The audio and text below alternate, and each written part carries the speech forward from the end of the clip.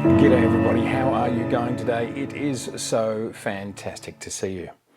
Today I have a short update about Pentax. I think Pentax has got something to show all photographers, all creators, all manufacturers. We could learn a little bit from their philosophy, and philosophy that comes directly from their press release. I actually think there's some really sage advice in their 5 values of which they create their camera systems by. I think it's quite poignant. I think we can apply it to how we think about photography, the art form, and how we think about gear. And the fact that, as I recently talked about in this video here, gear wars is something that I'm not interested in, and I love what Pentax are doing here.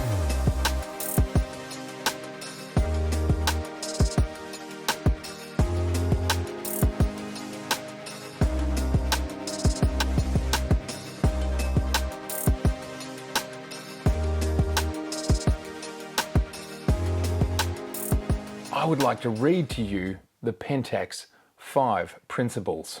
Principle number 1, we design new cameras through sheer devotion.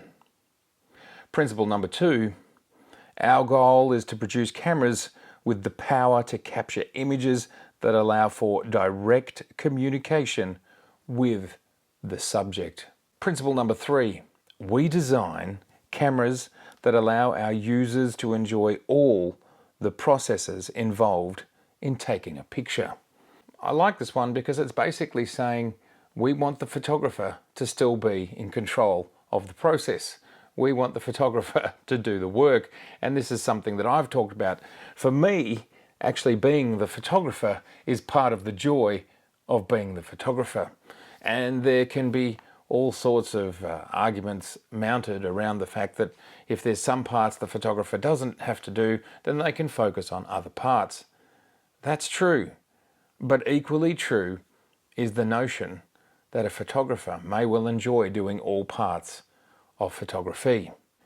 When you make a pizza, do you buy the base or do you make your own from scratch? Both approaches are valid.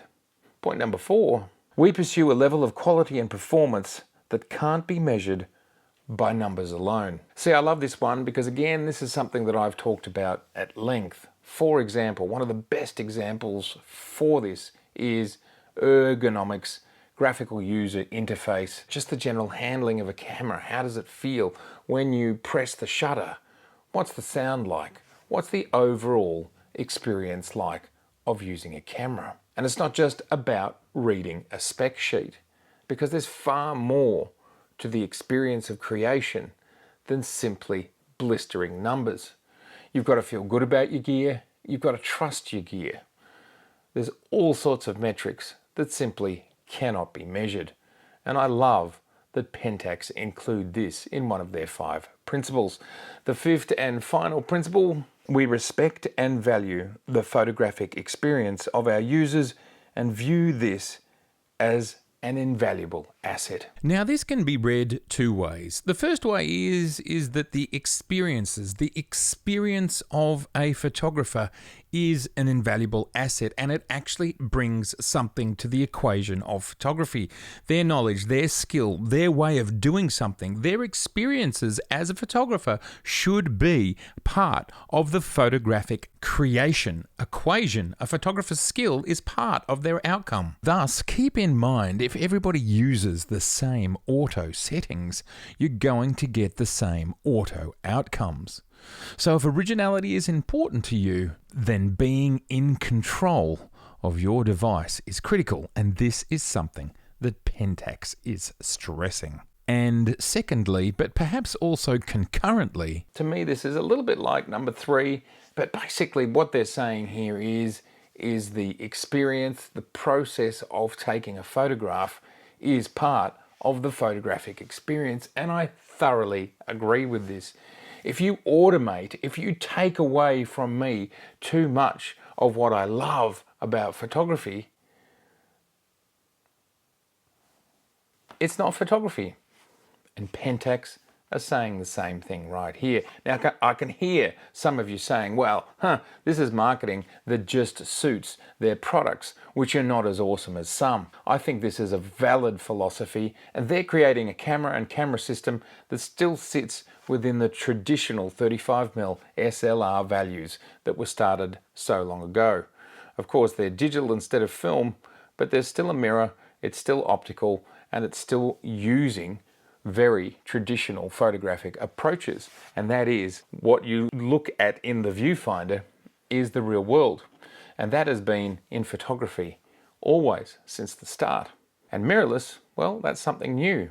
And I'm not arguing for or against one or the other, but what I would ask for everybody to warmly respect is that there's still a valid place for these values. There's still a valid place for this approach.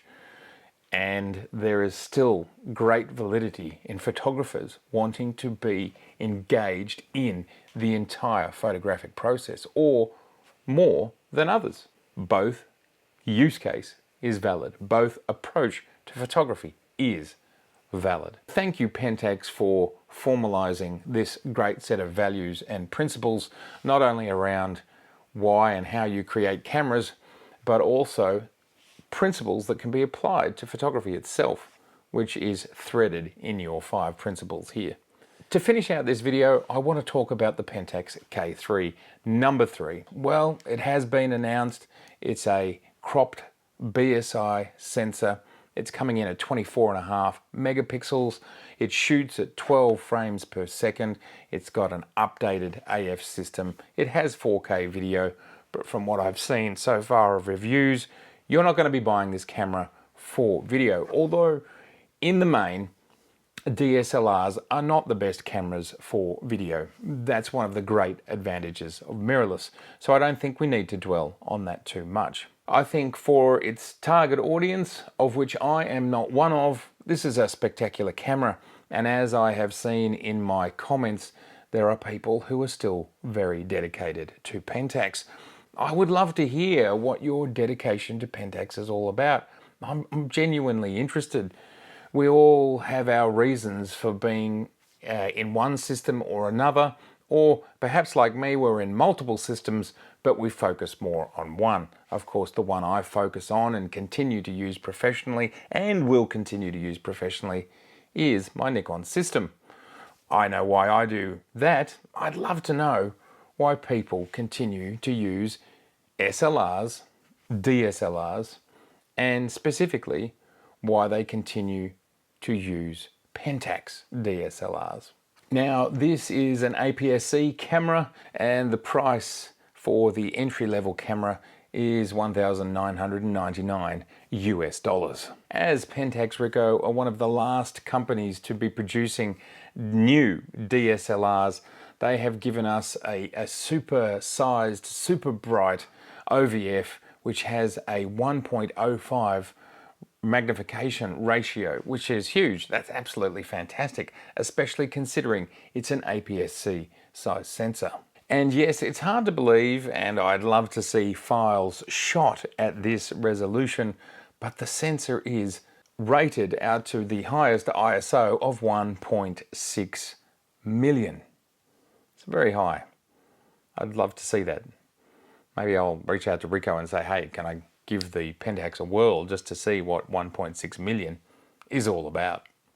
Well, that's it for today's video. I really just wanted to share those Pentax values. I really think they're interesting. I really think they encapsulate a lot of why I love photography, because I actually love the process of photography, all of it. The focus, the finding the correct exposure, finding the depth of field. I love finding all those things, and even messing with white balance, whether I do it when I photograph or when I do it in post. That to me is still a valid part of the photographic experience, because in a lot of the situations where I like to photograph, there are actually multiple white balances going on. So there's not one correct one, because you've got all these different lights at different color temperatures. I enjoy the tradition. I enjoy the process. Let's not say that it's old, because it's not old. This process still happens today. It's just, for some, having it all automated is their preference. Whereas for me, it's part of my joy. Why do you love your Pentax? I really want to learn. I want to understand. I want to know more. Please share it with me. And I'd love to hear what you think about Pentax's 5 principles. That'd be awesome too. Fantastic to see you. If this is your first time here, I'd love to see you again. So please do subscribe. Please share this video. Please like it. It really helps the channel. And there is over 300 episodes that you can watch right now, just there. I do look forward to seeing you very soon. There's always so much to talk about. Bye for now.